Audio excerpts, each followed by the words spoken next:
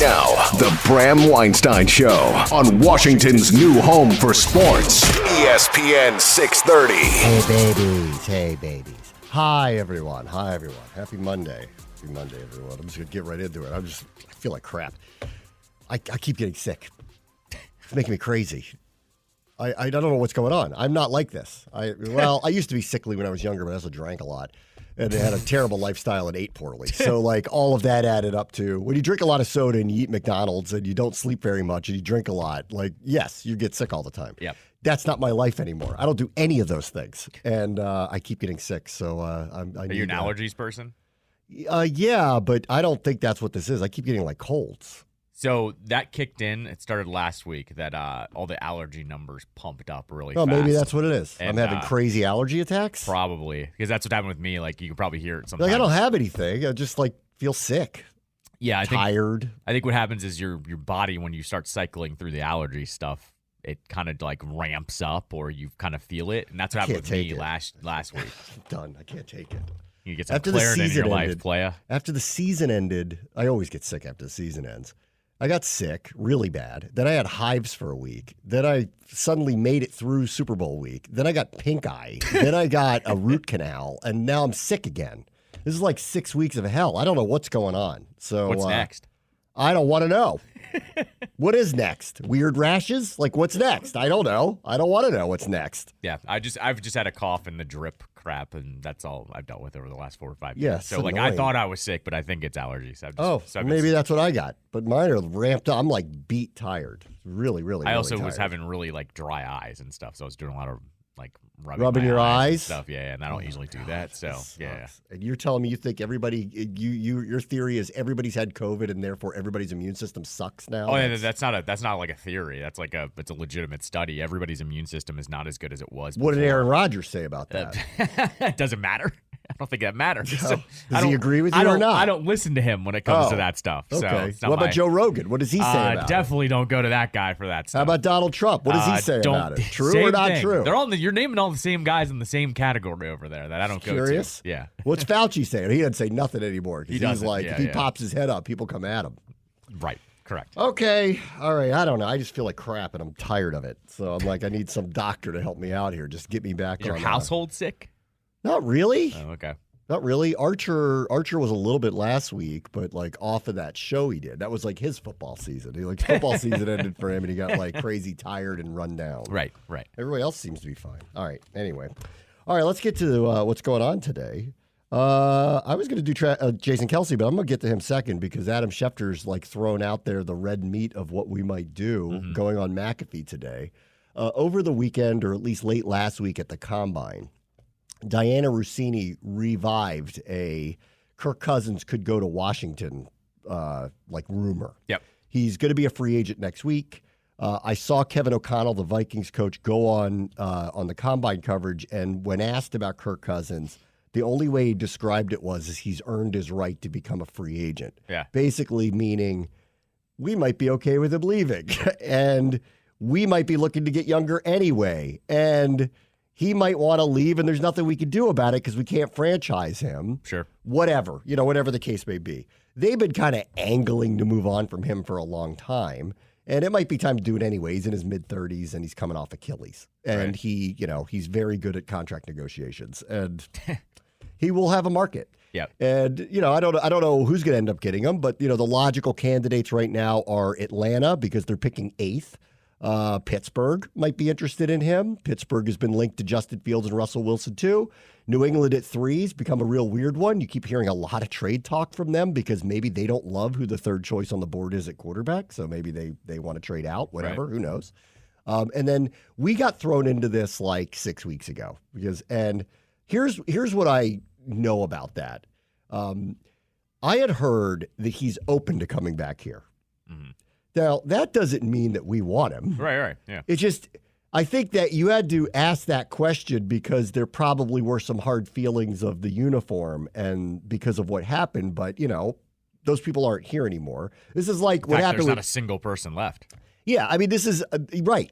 Like with Trent Williams, I had hoped that the team would turn, because Rivera was a new coach and it wasn't the old coach and the training staff was changed and all that stuff, that he might change his mind and want to come back here. That didn't work out. But there were a lot of remnants of all the stuff of people who were there when all the bad stuff happened with him and the tumor in his head and all that stuff. So I understand he didn't want to be here. This organization is not even remotely close to the same organization that Kirk Cousins was in. Mm-hmm. Nobody. I mean, there's very, very, very few carryovers of anybody in the building at all. So it's a start from scratch situation. So him saying, yeah, I'd go back to them. Yeah, no kidding. Right. Right. No kidding. No kidding. So I'd heard this like 6 weeks ago.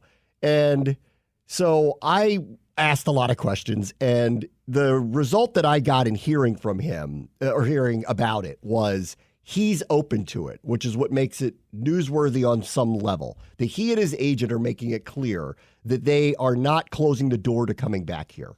That doesn't mean that Washington wants him. It just means like this falls into the category of like the Belichick rumors, where it was Belichick would clearly go here if we would like be open to hiring him, but the organization, for whatever reasons, weren't open to hiring him. Yeah. Right? In Cousins' case, This is interesting.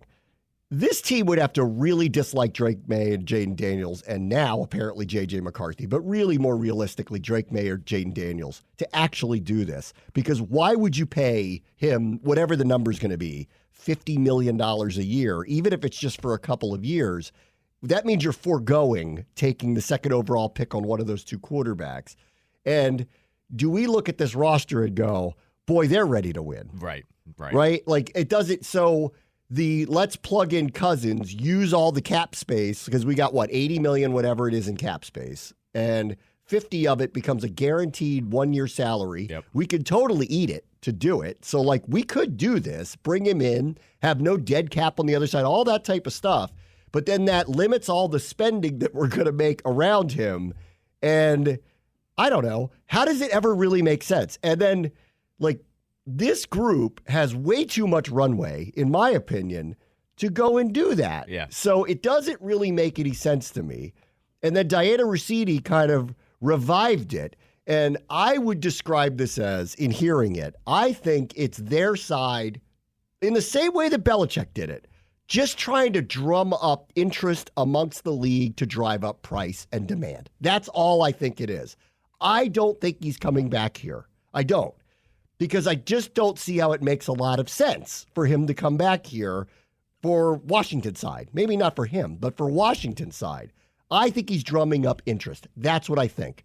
And I'm going to play Schefter in a second, because him saying it, no offense to Ricci, changes my opinion slightly about it. Mm-hmm. Because when he says it, he is of the insider's voice of God.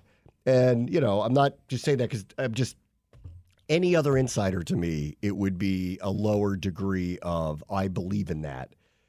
It's just when he says it on McAfee's show that I go, all right, I got to hear this out a little bit now, because he knows too much of the inner workings of what's going on. Yep. So let me just start there. One, I never thought that they were, even if he was open to it, which of course he is, he's a senator, and this isn't the same team anymore, right? Of course he'd be open to going anywhere right now. He wants to drum up to get the best contract he could get. And the same people aren't here, so it makes sense that he'd be open to it. I have yet to hear at any point in time this team having interest in going after a high-priced quarterback on the free agent market at all. Now, I want to caveat that. This group is way more tight-lipped than the last one. That's right. Yep. And not close. And I'm very close to this. They're not leaking out anything. Yep, correct. So we're all guessing here. All of us are guessing here. I'm just going with what's logical and what I've heard all along. I just don't think this is the direction they're going to go. But it's revived, and his camp, bare minimum, is saying, call me, I'll talk to you. Yes. And we don't have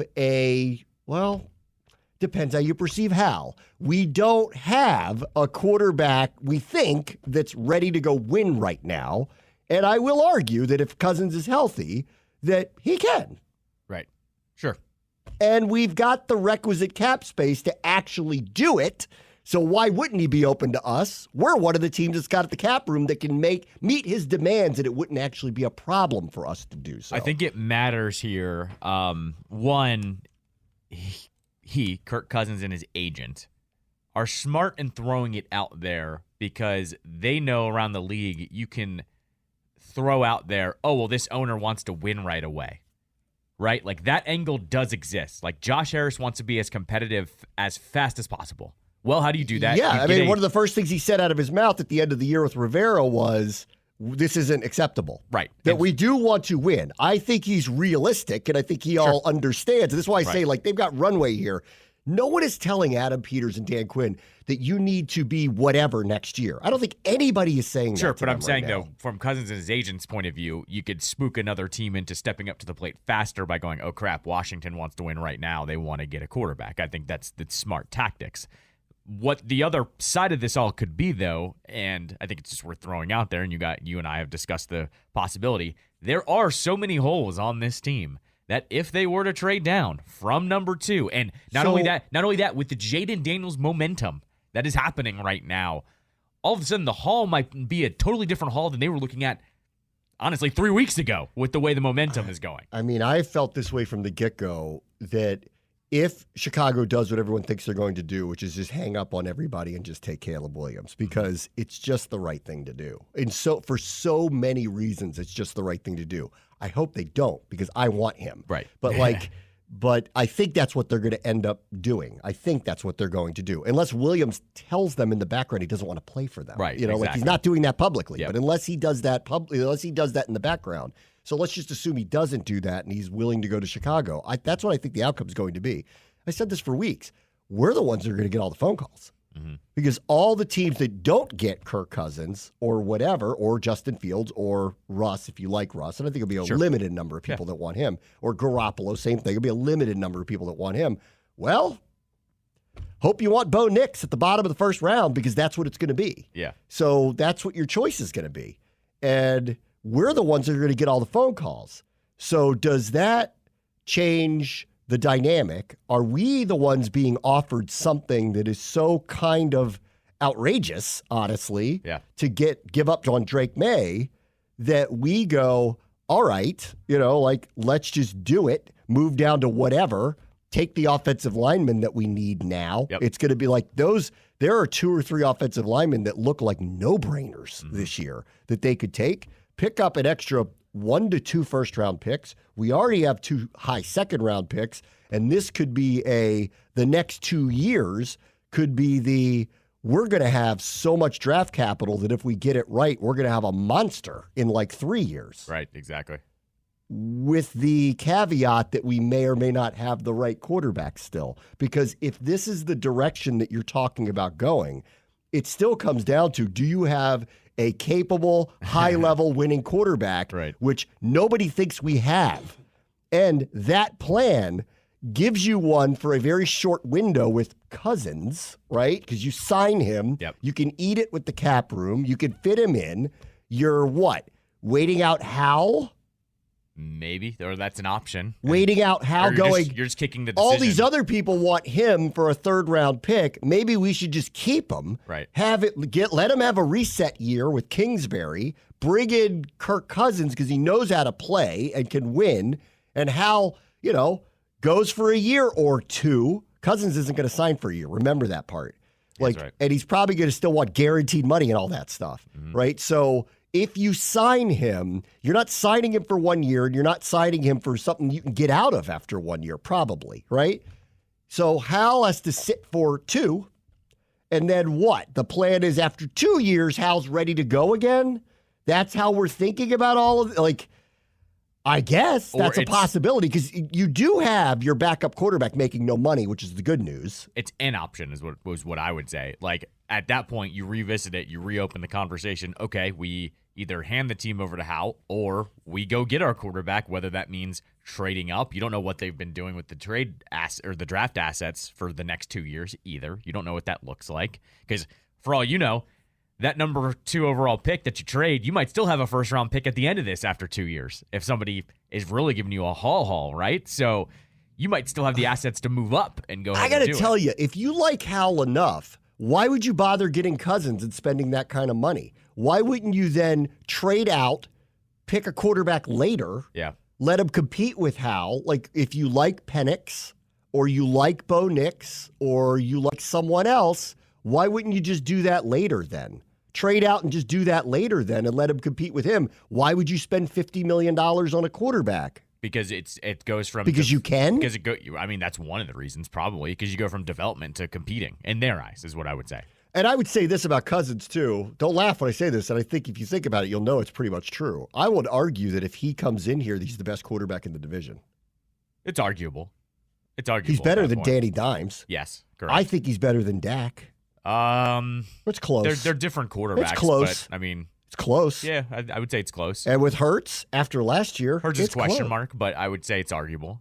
Dependent on what they're doing with their offense, Correct. Which is now totally up in the air because of all the things that have been going on for the last year. Correct. And if you ask the coaches, they'll tell you they think Hurts is like a system player. They don't know.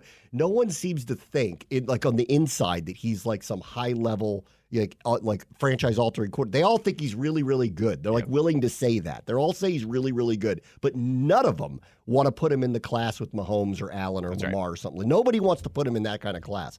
It's possible if you get healthy Cousins here that you actually have the best quarterback in the division. It's a possibility. The other side of this, not the best roster for sure, but best quarterback in the division. The other side of this too is we've heard, like out loud, like Jeffrey Wright mentioned it, with his interview with Eisen that we played part of, where he said like this ownership group is trying to scrub clean everything that had to do with Dan Snyder, from the building to the stadium to the branding to everything. It seems right. Well, one of the things you can do to kind of like help reverse that is right one of the wrongs from the past, and that is bring Cousins back here, and all of a sudden you try to compete with him. I don't know if it's the smartest idea in the world, but it would fall in line with we're trying to do the right thing here with the franchise that the previous owner didn't, because you and I both know Cousins, the main reason why he wasn't signed here is because they thought he was a nerd, essentially. They thought he was, second fiddle, and that he was going to always be that way. And it's among the dumb decisions that were made in the past by the previous ownership group. They made two of them that were preposterously terrible: Brad Johnson and Kirk Cousins. Yes. Just really, really, really. Like, look at the 49ers, who traded everything they traded to get Trey Lance, realized it was a mistake, lucked into Purdy, but moved on to him. Correct. And said, you know what? Like, we're just going to move on to him, and you all can criticize us all you want, but we have a guy that can play. We drafted RG3 and Kirk Cousins. RG3 got hurt, then became a problem. Cousins can play. The coaches knew this, and ownership and the front office got in the way of allowing it just to organically materialize the way that it could have gone, which is he's actually a really good quarterback. Let's just go with it. And they wouldn't. They tried to get stupid hometown discounts with him, and they mispronounced his name, and they made the whole thing very uncomfortable. Now, like, if I'm Josh Harris, I'm not thinking about this righting a wrong. Like, he's in his mid-30s off of an Achilles injury and wants $50 million guaranteed. I'm not doing that because they screwed up in 2016 or whatever it was. Like, that's the last thing I'm thinking about doing right now. All right, but that said, so there was this reporting of it like a month ago. He'd be open to it. I think he did that to drum up interest and knows that Washington has all this cap space. Why wouldn't he use them to his advantage to say, I would at least go back to them, right? I'm open to you. I haven't heard a thing from this team suggesting that they're interested in anybody like that or spending that kind of money. And Adam Peters, you'll recall at the Combine, said, we're not just going to throw a bunch of bad money out there. Well, this is an interesting way to go. Like, well, that's $50 million in your cap space. There's no way around it. That's what you're giving him. So anyway, I didn't think much of it when Russini brought it up again. But then Schefter went on McAfee today and said this. That shakes out Washington. I think Washington's going to be open to anything, including moving back in the draft. So there's going to be a team that doesn't get Kirk Cousins. And it certainly sounds like right now Kirk Cousins will have as his primary two options, Atlanta and Minnesota. Maybe Washington jumps in. Whoa. Maybe. Whoa. Yeah, maybe Washington jumps in. Maybe there's another team, but I think the two primary suitors for Kirk Cousins I would expect to be Minnesota and Atlanta. there's only one Kirk Cousins. So he goes somewhere. What does the other team then do? Like if he goes to Atlanta, I wouldn't be surprised if Minnesota tried to move up in the draft and tried to make a play up for a quarterback. But then you're going to have guys like Justin Fields out there, Russell Wilson likely out there. You know, Russell Wilson had the 1 year where he gets tarred for that 1 year in the bad Broncos year where they wound up firing Nathaniel Hackett. And he's still coming off a year last year where he threw 26 touchdowns, 8 interceptions, and you're going to be able to add him without compensating Denver and at a very low rate for this year, which makes him, I think, more attractive to another team. Okay. All right. So there's a couple things here. So now that he said it too, is this more than Cousins and his agent are trying to drum up interest in the market, knowing that the right thing to do is to try to include Washington into discussions because they have all this cap space. So, of course, you want them interested in it. They clearly are thinking about a quarterback at the top of the draft or would be thinking about a quarterback addition in free agency, one of the two more likely in the draft. But are they just looking at the marketplace and going, we need people to perceive that Washington wants him to try to drum up the type of contract that we want, even if they're not interested in him because of their circumstances? Yeah, right. Possibility. Yeah, for sure. But with Schefter saying it's possible they'll jump in on this, why would we do that? Is that because the offer? Is that contingent on the offer we get at number 2 is so outrageous that it's hard to turn down? Is that what it is? Because I have no appetite to just trade out of it. But if, let's say, Minnesota doesn't re-sign Cousins, to his point, they're not going to get Fields because Chicago's not trading him to them. Yep, that's not happening, yeah, right? Right? So they're either going to get Russ, Garoppolo, Cousins is now gone, or he's not going back to them. He would have re-signed with them, by the time that happened. So they're kind of left in the dust. They've acted like they've wanted a young player anyway. They call us and want to move up from wherever they are, and we tell them the price is whatever it's going to be, 3 first-round picks and whatever. Do we then do that? Are we pulling an RG3 trade? You want him? Right. You got to give us something that... It was 3. 3. Yeah. Yours this year, 2 others. We drop down, probably select a tackle. Sure. And then, because that has to happen, and then we just move on from there. The tale's going to be told in free agency. 1, Cousins is going to sign with somebody. That's 2, right. If our money is spent on a tackle, then we're not doing anything like that. That's right. If we're not doing that, well, how are we getting a tackle? Well, wait. I mean, they could sign a tackle and draft one. Yes, they may have to do that anyway. I'm just saying, I don't think the offensive line signing is going to be indicative of what they do in the draft. It depends. If they go after whoever the top tackle on the board is and give him $20 to $25 million a year because that's what it's going to cost, well, you're not drafting a left tackle at that point. Okay. You're probably going to move forward with this person and you're going to fill other positions. If you don't do that, it signals that you're taking one way or the other. But at that point, Cousins is gone too. Yep. So you have to make this decision before the draft ever rolls around. You have to make the choice. Are you going after someone like this? I didn't buy it, and I haven't bought it for weeks. This fell into the category of the Belichick thing for me. I just don't see it. I don't think I could see why they would do it. I get why Cousins camp wants people to believe that that's the case, but I don't buy it myself. Can I throw in an X factor here? But we're not getting Caleb. We have to really like one of these other 2 quarterbacks. If we don't, well, I guess you have to be open to it. And if you're open to it, I don't know. There's part of me that just goes, roll with Hal at that point. There's an X factor in here that I think is worth mentioning. What is it? So if you go to Minnesota and go, we want the RG3 trade, that would be 3 first-round picks and I think it was like a second and a third, something like that. I forget what the cleanup was at the end of that. Well, there's been all this smoke of Jefferson being traded. And go look at what Peters did in San Francisco. They traded for major players when it made sense because they were blue-chip type guys. They got Trent. They got McCaffrey. They've made other trades. So you're saying we would sign Cousins and trade for Jefferson? It would be we'd also get an extra first round pick in there somewhere. Jefferson, probably. a first. This year's first. Jefferson a first, and then we drop down to wherever their number is. They're picking at 11.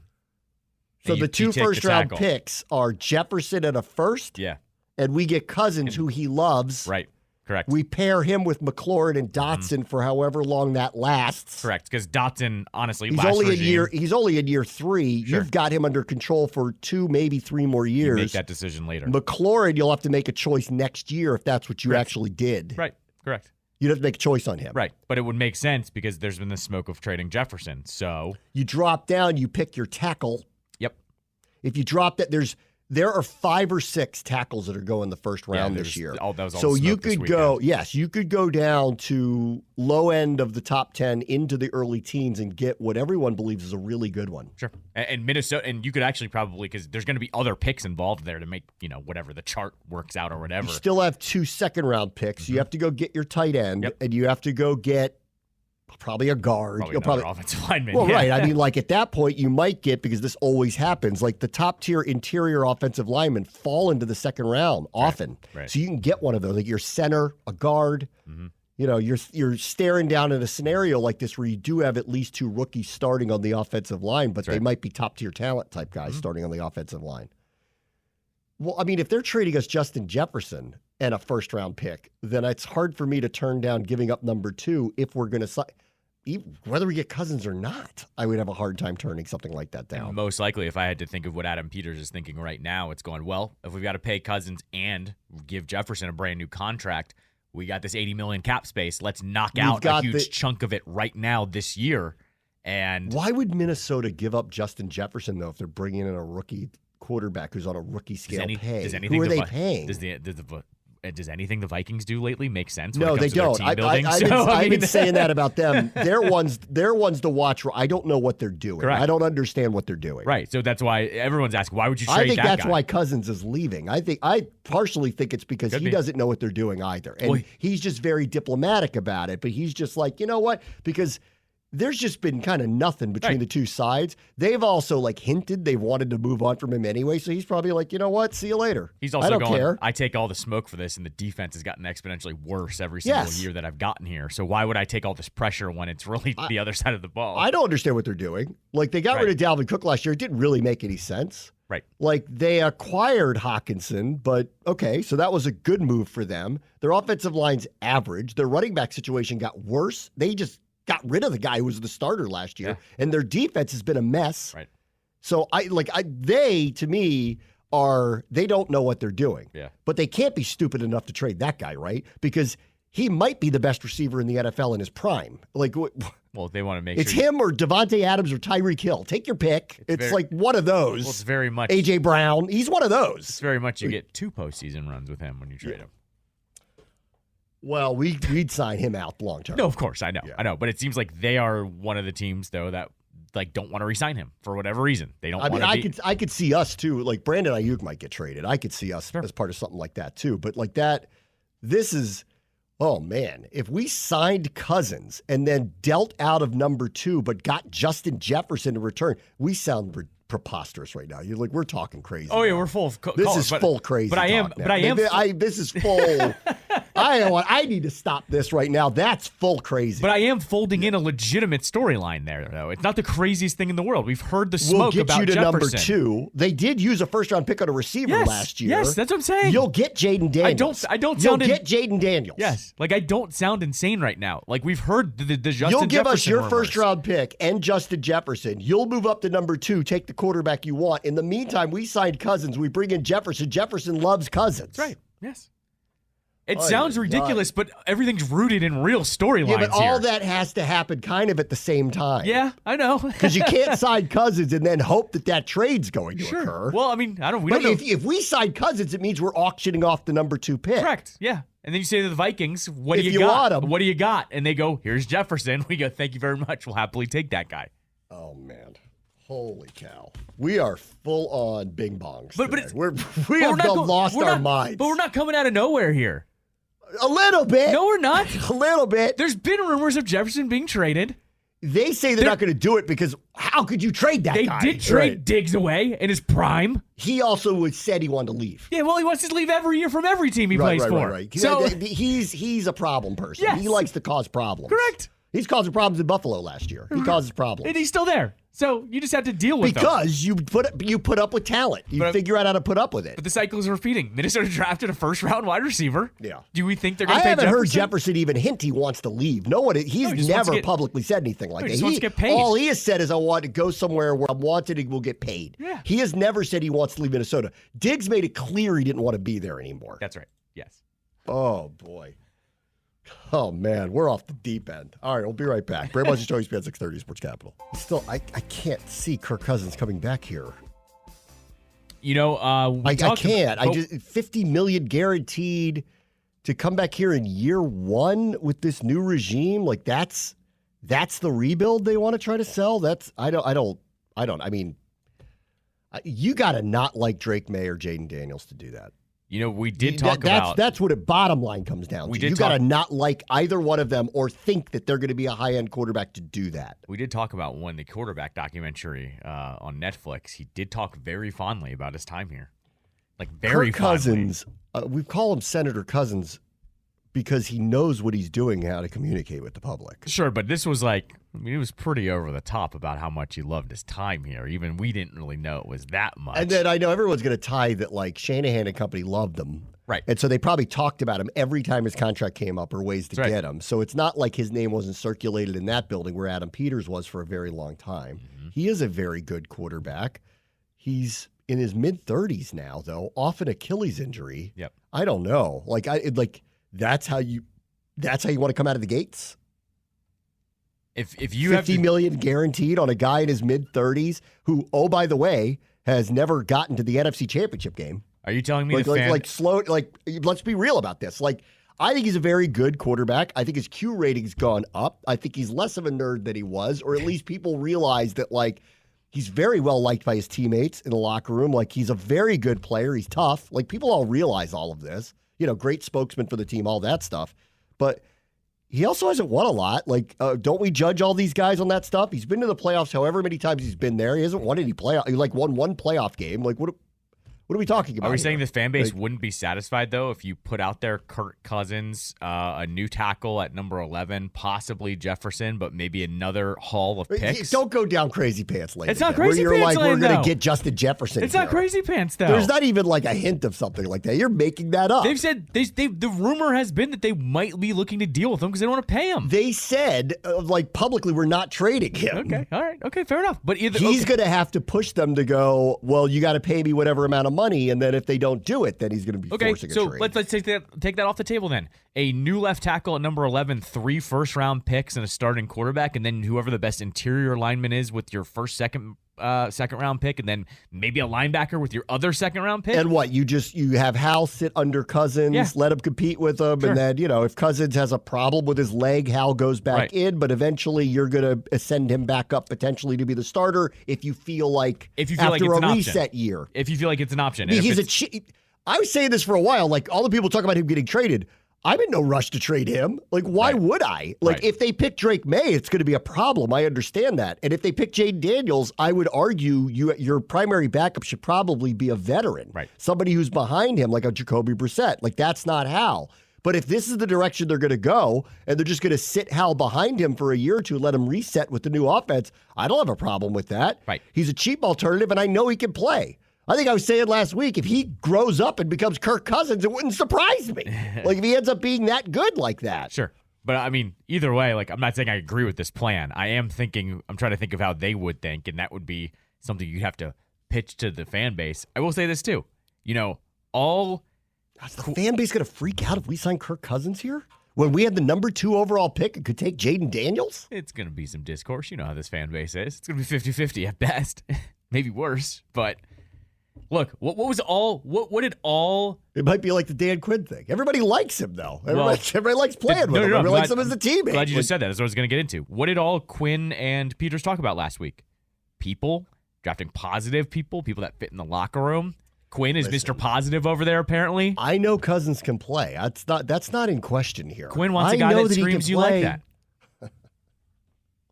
Whose hair is he jostling? No one, because he likes everybody.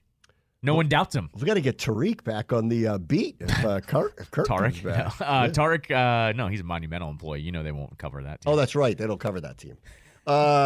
Okay. All right. Let me get on something else. We'll revisit all this later. I got to say something about Jason Kelce. Who retired today officially. Yeah. That's not a surprise. Yeah. It was kind of an open secret that this was probably going to be his last year. I know he thought about it after last year. I think had they probably won the Super Bowl last year, he might have done it, going out on a win. But because they came so close and didn't, he came back, and then this year spiraled the wrong way. And I think wisely, and I think all players should do this, especially ones that clearly care about it the way that he does. You need to let the season go by. It's very emotional when it's over. And just let it go by and let it settle in and then think about it. But it's been an open secret that he probably was going to anyway. He has a lot of options in front of him because he and his brother have an extremely popular podcast now.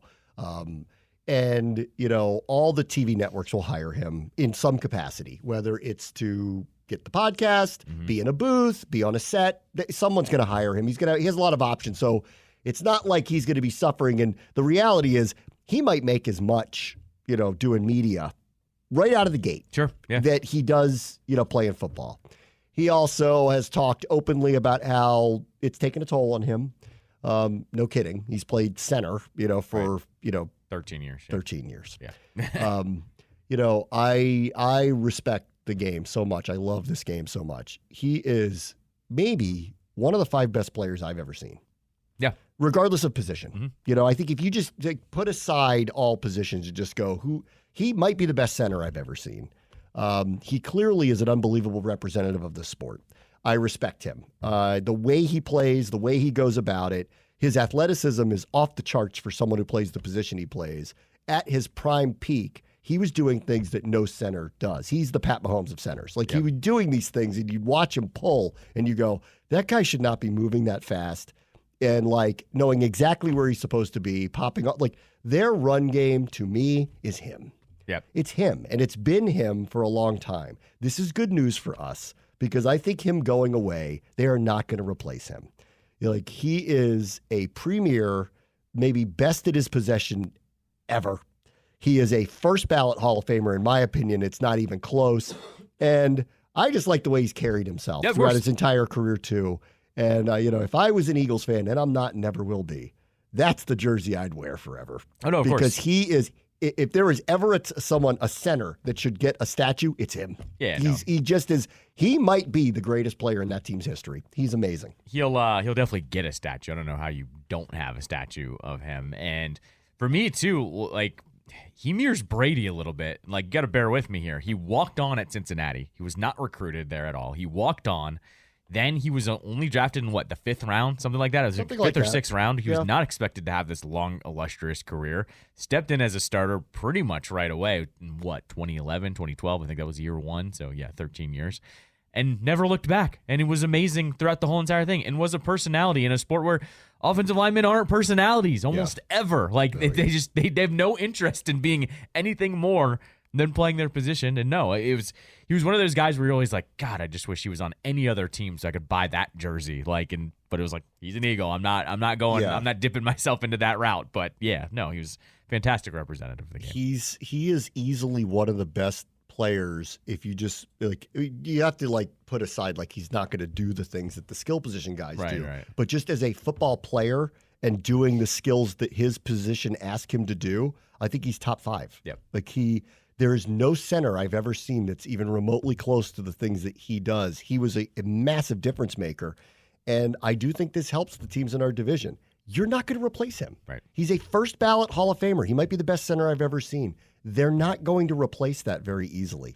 All right, let's take a quick break. Bram Washington Show, ESPN 630, Sports Capital. The Capitals had what was essentially a weekend news dump over when their general manager did what was a surprise news conference over the weekend, mainly to talk about the decision to waive Evgeny Kuznetsov after he was released from whatever program he was in with the NHL. Yep. He is not cleared to actually play yet.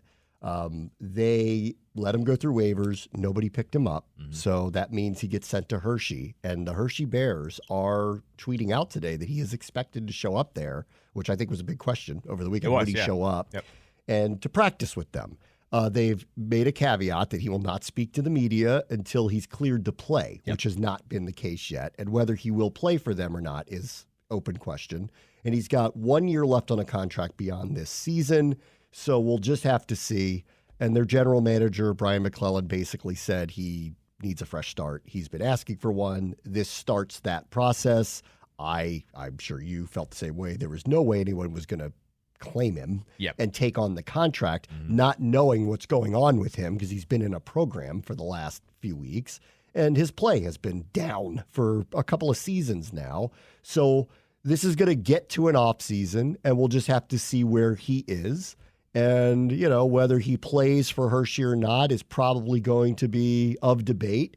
He can't not show up because then he is not fulfilling his contract. That's right. So he's kind of in a spot here where he's going to have to make a choice career-wise about what he wants to do.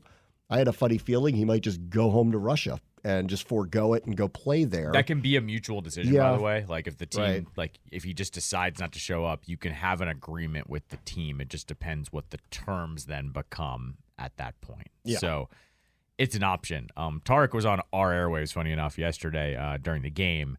And, he made a really good point. Evgeny and McClellan can say as much as they want that they wanted a fresh start, really from each other, too. This isn't a one-way street for Kuznetsov, but realistically, nobody was going to take on that contract. And two, there's another side of the spectrum of the Caps weren't just going to give him away for free and eat his salary to somebody. And there were, I think the first time this surfaced was 2 seasons ago, really? So they had 2 or 3 seasons left on his contract at that point.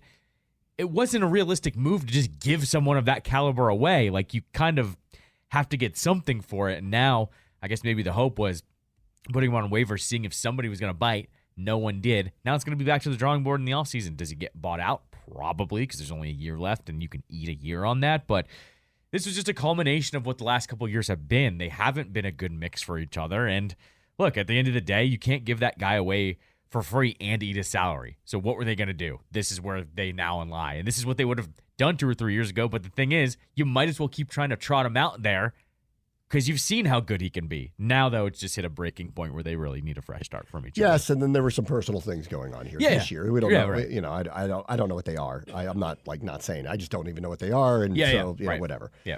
All right, so that happened. Yeah. And then, so they had what felt like season on the line Friday night. Yes. And they beat the Flyers. They were down 2-0. Came back and won. Yeah. And so we're like, okay, let's make a push. Right. And then they turn around and play one of the worst teams in the league. Yep. And play maybe their worst game of the season. Yep. And lose at home to Arizona. Mm-hmm. So now I think we're back where we were, which was they're going to sell. Yep. The question is, to what degree? And that probably will just come down to what interest there is in the players. I would think the loose spare parts, Max Pacioretty, Edmondson, are no-brainers to be traded because they're on expiring contracts. They're veterans. There's no longevity here, loyalty, or anything like that. I'm sure both of them would love to go play for a contender. Yep. So I expect both of them to get dealt. Then we've got the other ones like Nick Dowd, assuming health, probably going to be dealt, expiring contract. And then the open question of Charlie Lindgren, of which I'm with you here. I think you trade him. I don't know why you don't. He's been a career backup. He's having a very good year. He's not your starting goaltender moving into the future. Get the package for him now. I think, and I assume if someone comes along for it, that they'll do it. Somebody definitely will. There's also officially a logjam now. Over the weekend, Clay Stevenson, the Hershey Bears goaltender, who I've been talking about the last week here, he just tied their franchise record for shutouts in a season. That's not just some willy-nilly AHL franchise. They've been playing since the 1930s, and he's tied that already with 7 shutouts on the year. And granted, defense in Hershey is pretty fantastic, but there's more and more momentum. You're hearing the Elliot Friedmans of the hockey world pretty much be dropping Stevenson's name, in that the Caps know they need to start playing him soon because he's going to be the goaltender of the future. You do that by jettisoning off Lindgren. And look, Yes. some contenders got to come along here and offer you a first-round pick plus. It's do you want to go ahead and do that right now and put your faith in Kemper and Stevenson taking the load from here on out? 100%. I mean, look, like, the trust me. percentage of them making the playoffs is low. I know Correct. it says in the standings that they're close, but they're not. No, it's like they're an 8%. Really, it's an correct. 8% chance right now. So Yes, because all these teams need to lose. Right. Like the algorithm isn't good. Right, correct. And they also have to get hot and can't have duds like they did at home yesterday. Well, no, they have the hardest schedule left in the NHL from here on out. They couldn't lose yesterday, and they did. And by the way, I want to get into that game for a second. It was the way they lost too. It wasn't like Arizona showed up and beat them 3-2 or something on a last-second goal. The Caps were thoroughly outplayed after the first 5 minutes of the game. And then you have two of your cup champions left on the team here in Wilson and Carlson, who both got on sportsmanlike conducts in the middle of the second period, losing their minds for whatever reason against the team you barely freaking play. You have to be the leadership on the ice along with Alex Ovechkin, and you both lost your minds. They scored a power play goal, pushed it to 4-1. That was the dagger yesterday, was when that goal happened. I haven't really been disappointed in the leadership in a long time, but that was like, guys, what are you doing? Your season's on the line. Keep your composure here. And they didn't do that. So getting into that actual game, that was the most troubling part to me was, yes, we all know it's important. It bubbled over a little bit. It didn't have to bubble over to the point where you both hand the Coyotes a power play each, and then they score on one of them and thoroughly put the game out of reach. So Arizona hit the post 4 times. yeah. I mean, it could have been The worse. score could have been 9-2. Yes, right, exactly. It could have been really, really bad. Like they were wildly outplayed by a terrible team. Yes, correct. And then the other thing that happened the other day was McClellan was asked, did you talk to Ovechkin about all this? Yes, And right. he said he did. Yeah. And, Which he did last year, too. Yeah.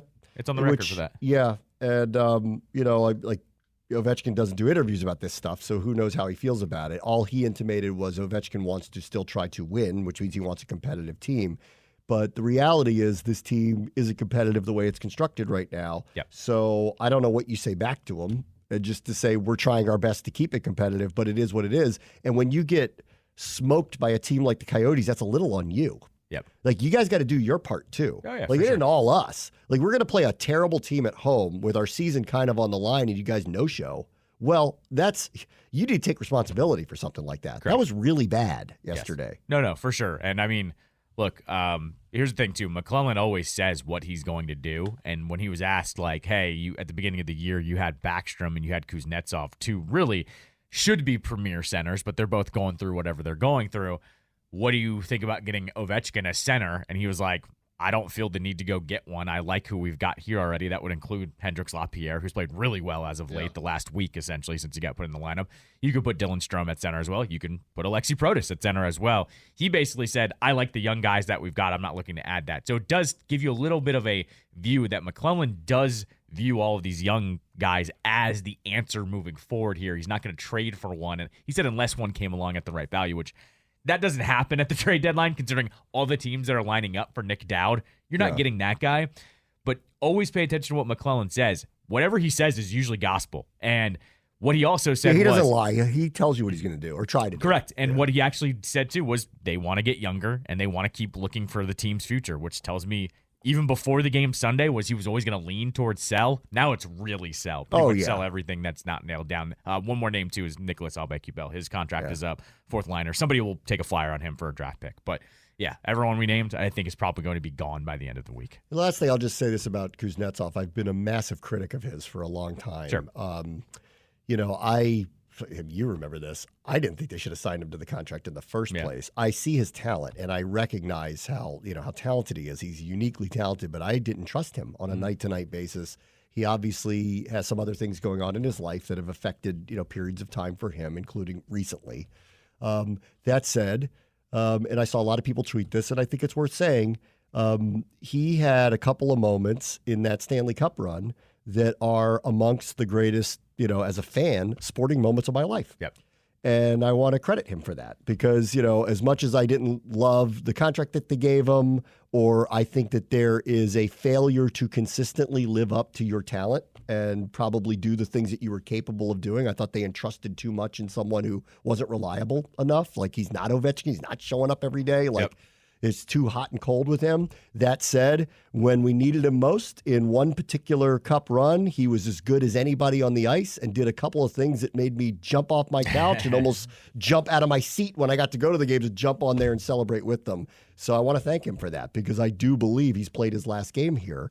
And, while it was an up and down tenure for him, when it mattered most, I was flapping my arms too, along with him. He did a couple of things that are among the best things I've ever seen an athlete wearing our jerseys do, and I want to thank him for that. No, and I had a weird comparison for him thinking about it over the weekend, and his comparison is honestly Patrick Corbin. They signed him to that contract. Year one was the Stanley Cup win, and at that point, you're kind of like, well, you played World your Series win.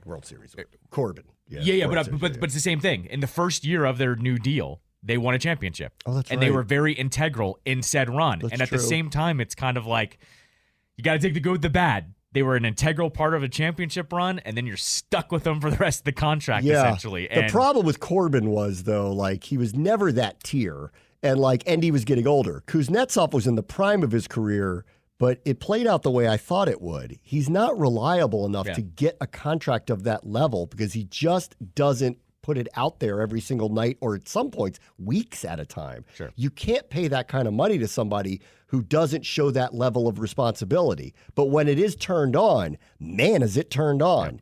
Yeah. And he did a couple things in that cup run that I'll never forget and will love for the rest of my life. He was as big a part of it as anybody on that team that year. If his captain is anyone but Alex Ovechkin, he wins the Conn Smythe for No doubt. for best player. But it's because it was No Ovechkin. doubt. They had to give it to him. But granted, Ovechkin was fantastic during that entire cup run. But Kuzi was the one that stirred the drink that whole entire postseason run and had the biggest goal scored in the entire thing, and that was beating the Penguins. And it is funny that Ovechkin got it and deserved, but the two biggest moments were that Kuznetsov goal and the save by Holtby in the Stanley Cup. That's the two major moments that stand out to me. It wasn't anything Ovechkin did, albeit he was terrific during all of it. He scored a million goals. The Lifetime Achievement Award was deserved. That he got to hold up the cup and all that stuff and let him etch his name on that. Correct, 100%. And I'm glad everyone took a second on Saturday to just reflect that, because Kuzi was maddening over the last 6-7 years, that does not take away with which was a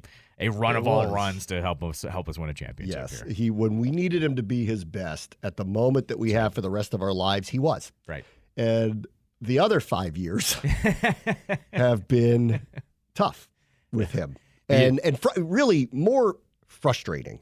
Because I know what he is and I know what he can be. And when you see promise unfulfilled or you see someone who's that talented but doesn't live up to what their ceiling is, it's frustrating to watch. And that's what it is with him. He clearly, at his peak, is a top 5 player. Yeah. But he didn't act that way. Yes. And, it's unfortunate we are where we are, but I don't want it to take away from what he did that year. Right. Because what he did that year was magical. Yep. All right, we'll take a quick break. Bram wants to show ESPN 630 Sports Capital. So Diana Rossini and then Adam Schefter today on Pat McAfee kind of revived a possible rumor that Washington might be interested in reuniting with Kirk Cousins when he becomes a free agent next week. And it appears as if Minnesota is in no rush to get a deal done with him and seems primed to kind of move on. And Cousins holds all the cards.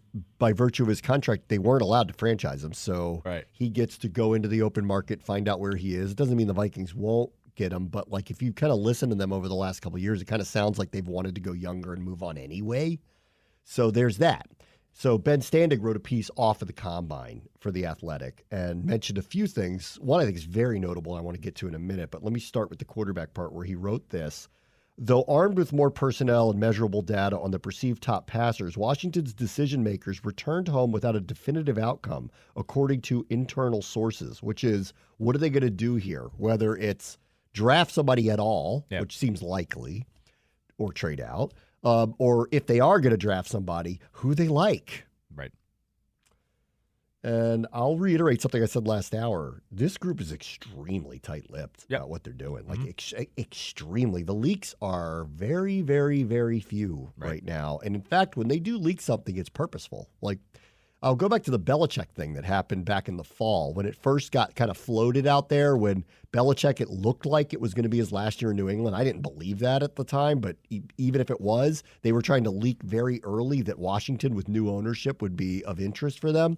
And they went out of their way to make it very clear that that wasn't going to happen. So then when that got revived, I was like laughing at it. I'm like, you guys are like when Florio was reviving it and others were reviving it. I'm like, if you're hearing that, it's actually from him and it's not from the team, because the team has been very clear about this, that like that's not happening. You can judge if you think they're doing the right thing or not, but like they've been very clear about it. In the case of this quarterback stuff, I don't know which way they're leaning. I don't think anybody does. And I think like that was, I think Ben hit it on the head. They're not telling you how they're feeling about anything at this point. Well, it's because they have all these scenarios laid out in front of them. They could get their franchise quarterback, but they also have to fill out all these other things around him. And I think that weighs on everybody in the organization. And look, the extra $30 million cap space was not a light decision, I think, for everyone around the league of going, oh, we can do some things now. And maybe even this organization looked at that by going, maybe we can flip this around way faster and kind of build for the future and have options moving forward at the most important position. I mean, look, I've said this, but I'll say the same thing I said last hour. This momentum on Jaden Daniels is crazy enough that I could see a team kind of not overpaying, but the haul being even more than we think at the number 2 overall pick. Maybe. And I think maybe they're weighing in on that. We could also be looking at him going, we ought to just not overthink this and of just course, take him. Absolutely. Right. 100%. Yeah. Like, here's the thing I would say about him, because I actually started watching some of the Arizona State stuff because I wanted to see. And he keeps getting better every year, which is always a really, really, really good sign. He keeps getting better every year. He obviously has a really distinct skill set, with the ability to run. But it's funny. I've been talking to a lot of people after the weekend, some of them who were out there, and most of them were felt the same way that kind of what Ben wrote. Nobody really knows what the right answer is right now. Yeah. Everybody wants Caleb Williams. I landed on that a long time ago. Like, I think he's a special talent. Will he end up being that way in the NFL? I don't know. But like what I really love about him is he extends plays with his arm. And very few guys are capable of doing that at a very high level. It's very instinctual. And in the NFL, the guys who are able to do that are the ones that win at a very, very, very high level. Currently, Josh Allen and Joe Burrow and Pat Mahomes kind of fall into this category of the guys that are able to extend plays. Mahomes and Allen even more than Burrow because they're far more, they're far more mobile than Burrow is. But like they're able to extend plays by keeping their eyes down the field and making these right decisions. And these off-schedule stuff is everything. Yeah. And, with Daniels, we won't know till he's put to the test whether he can do that. What we do know is if he vacates the pocket and he takes off, he could be Justin Fields or Lamar Jackson. That's what we know. Yeah. And that's why it's kind of so exciting to think about him. But I don't get a sense from anybody that anyone's come to any kind of conclusion, which partially kind of tells me maybe they are seriously thinking about trading out of the whole thing if they are going to get a big haul for him, because the sure thing seems to be going to Chicago and everyone else has their opinions about these guys and they got to make their own choice here. I will say though, you're not often at number 2. And the scary part for any front office is when you're sitting there, if you do decide to get out of it and you don't have an obvious answer at the position, if that person ends up being really, really, really good, it kind of sticks to you. And that's something like you have to think about. Like your reputation is going to take a massive hit. If you trade out and Jaden Daniels comes up and he's CJ Stroud next year, you're not going to look very smart no matter what you did. Yeah. And it's going to stick to you as making a bad decision on behalf of the team. So of course. I don't envy them here because I think they have a lot of really probably very good options in front of them. They got to make a choice that's good for the organization, but also perceptually is right for them. If they take Jaden Daniels, the hope is he'll be really good here. If they pass on him, you better hope he doesn't come out gangbusters year one in the NFL and you go, oh God, we made a mistake. Right. So we'll see. I don't know which way they're going to go either. And hearing Schefter say it today surprised me. I know where that's coming from. That's Kirk's camp saying it, trying to drum up more interest on the market. Right. And why wouldn't he say it about Washington? We have more cap room than anybody else, and we perceive to need a quarterback. So, of course, he should say this. But him, hedging, I think they might jump in, I guess that would be if they, off the combine, had what they feel is an unusual offer for the number 2 overall pick that makes them think about it. That's the only way I could see this. Yeah, I mean, clearly. But even Peters, I mean, everyone knows they're going to listen to every offer. So, I mean, yes, that's why Schefter's probably also saying that. I mean, it's a possibility. That's why. Ben also goes into the May versus Daniels argument, which appears to be what Washington's going to have to come down to here. They are 2 very different quarterbacks. May is probably legitimately 6'4", 6'5". He is athletic. It's not that he isn't. He can run. What I'm worried about when I watch him as I go, is he Daniel Jones? Right. Where he's got the prototypical size. He's got a very good arm. He can move. And Jones can really move. Is actually way more, they should run him more. He's very, very good on it with his feet, especially on fakes too. He's really, really good at all that stuff. But when push comes to shove under pressure, he's inaccurate. And I'm hoping, if we're going to draft Drake May, the hope is that's not the case, because if he's inaccurate under pressure, well, you're done. They're just going to come at the guy. Daniels is a whole different thing.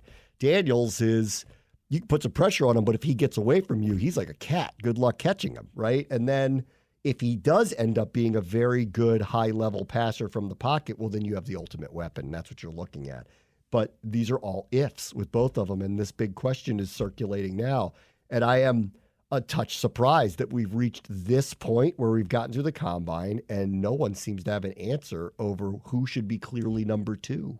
We don't have that yet. Yeah, no. I would say Daniels has an edge, but it's still argument. There's still an argument between the two. It's an edge because of some abilities that are unique. Yeah. He can run like a running back. Right, exactly. Right.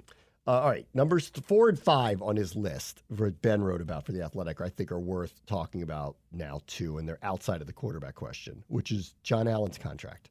This kind of came up last week. Now that the Commanders have made their first primary roster moves, they released Charles Leno, Logan Thomas, and then after we went off the air on Friday, Nick Gates as well. Right. The Nick Gates one was interesting. There's no savings by doing it. They just released him. Sure. So they moved on from him, which actually, now I think about it, his XO line coach came in here. Probably makes a little bit more. Clearly, those two, right. they probably, made that decision. Probably partially because of that. Partially, he also got benched last year. So that's right. Yep. Partially because of that. There's significant savings with Leno and Logan. There is not with Gates, but they move on. And, the other thing with Gates is, assuming Tyler Larson isn't back again, there's just holes all over that offensive line. They've got to make a lot of decisions to figure out what they're going to do. But it has, now that we've gotten into the business of what this team is going to do, John Allen's number has popped up again. And this is what he wrote about it. This is what Ben wrote about it. He goes, what happens with John Allen remains the most fascinating part of the organization's plans. There's been no loud chatter from the Commanders about moving him. I agree. That's what I've heard too, that there hasn't been a lot of that. But the rumor mill in Indianapolis made some noise about a possible trade. The pairing with fellow tackle Deron Payne is the defense's strength. It's unlikely that Quinn, a longtime defensive coordinator, would want to break that up. None of that changes Washington's expected conversation with the interior disruptor, Allen, who's 29 and has 2 years remaining on his original 4-year extension that was $72 million. There are zero guaranteed dollars remaining and an annual salary below Payne's $22.5 million average. Contract extension talks would be then likely. Perhaps the rumor was merely an echo from last season when the buzz about Allen possibly getting traded at the midseason deadline was legitimate. The team seemed uninterested in moving the first-round pick at the time. Still, Allen acknowledged he was very frustrated after the team's 7th consecutive losing record, but he said he feels more energized after speaking with Adam Peters and I presume Dan Quinn as well. The Commanders can afford his cap charge of $21.4 million. The figure jumps to $23 in 2025. They have the second most projected cap space that would allow them here. He did not have a great season. They go through the numbers there. What do they do? And I don't know what the right answer is. With all the cap space that they have, if they're not going to spend $50 million on Kirk Cousins, and they are going to spend to get a left tackle, or they are going to spend for an edge rusher, that'll be a primary, amount of money that needs to be spent. They do re-sign, say, Cam Curl at a decent number, so it eats into, and that still I think is an open question too. But let's just say they do it and eats into some of this cap space. Do they need it to retain Allen for one more year? They don't. Right. You are better served not doing it unless you want to extend him. And if you want to extend him, then I guess you could. But if you don't want to extend him and you want to kind of let this play out, then you have two choices here. You trade him now, Or you let it play out and it gets to this final year, but your leverage, not only with him and the league, is going to be different. Because if he has a back-to-back down year, it's going to be hard to move him. Right now, I think there's a mulligan in place here for what happened last year, and he's young enough, and the contract is probably intriguing enough because there's only a couple years left on it, and the Commanders would eat all the signing bonus part of it, so the number's actually pretty low for the other team on the other side to bring in a top-tier player like this. I don't know. So this is the quarterback one is an I don't know, and I still think he's an I don't know. And I initially kind of thought, more than anything, it was a do you want to be here conversation? Mm-hmm. And if you do, let's just move on. I don't know anymore. It's also a conversation of if you get rid of him, you have to fill that hole too. It's which a is already massive thin, hole. which is already a thin defensive line Again, overall. If you trade him, you almost have to trade out of number 2. Right. Yeah. Because you're just rebuilding the whole core. Exactly. Yeah. At some point, you're just going to have to eat it and go, we need to get as much draft capital in here as possible to try to build out a roster. And let's just cross our fingers that Drake May and Jaden Daniels don't make us look bad. That's right. Right. Which I'm sure is a tough decision. Now, this kind of goes back a little bit, too. Josh Harris was in the room, right? Remember, everybody made a big deal of that at the Combine. Maybe part of this is they don't know what to do at number 2. There's a lot of scenarios in front of them. Everybody's talking to one another about what the right thing to do is. Maybe the owner wanted to be in the room to see if one of these quarterbacks blows him away, too. Sure. And if he does, then it makes the decision easy. This guy's our guy. Just go get him. Let's fill out the roster another way. But if they don't, and he lets Peters and everybody make the decision, but he goes, if this guy's not blowing us away, let's be realistic about what we have here. Let's take the haul. Let's move on, and let's rebuild. You have runway. No one's pressuring you to go win next. You don't have to go win the Super Bowl next year. No one's pressuring you, but we want to be in a better spot than we were, and I'm going to give you the opportunity, and there's a lot of ways to do this. The scary part is, and this is why I think the Bears have to take Caleb Williams, if you pass on him and he turns out to be what people think he's going to be, you wear that for the rest of your career. Right. And same thing happens here a little bit.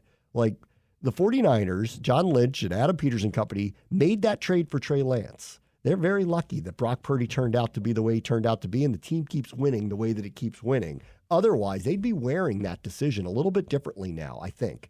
Same thing could happen here with Washington. This is a team that hasn't won very much. You're asking them to get turned around. No one's saying you got to do it overnight, but you got to do it, right? This is a new day, new dawn, aura time, right? You're supposed to do it. Yeah. If you pass on one of these guys and they turn out to be Justin Herbert or Lamar Jackson or whatever, you're going to wear that, especially if the team doesn't find a way to be good in a different direction. Yeah. I mean, look, that's always the risk of it all, but I still think if they're kicking it down the road, it's because they feel like they have too many holes for those guys to succeed anyways. Maybe. I mean, that could be part of the thought process. It could here. be. We could draft Jaden Daniels, but we think he's going to get lit up, and what's the point if we break him in year one of we just wasted that draft capital, essentially. So, I mean, I could see where they're thinking is that, too, of this roster's so flawed right now, we don't know if this guy could succeed regardless. I mean, it's interesting, the Cousins camp, again, I think they're just trying to use Washington to use them as an example. The old school tactic. Yeah. Exactly. Because, wouldn't he be looking at this roster going, right. why wouldn't he want to go to Pittsburgh or Atlanta? Mm-hmm. That's right.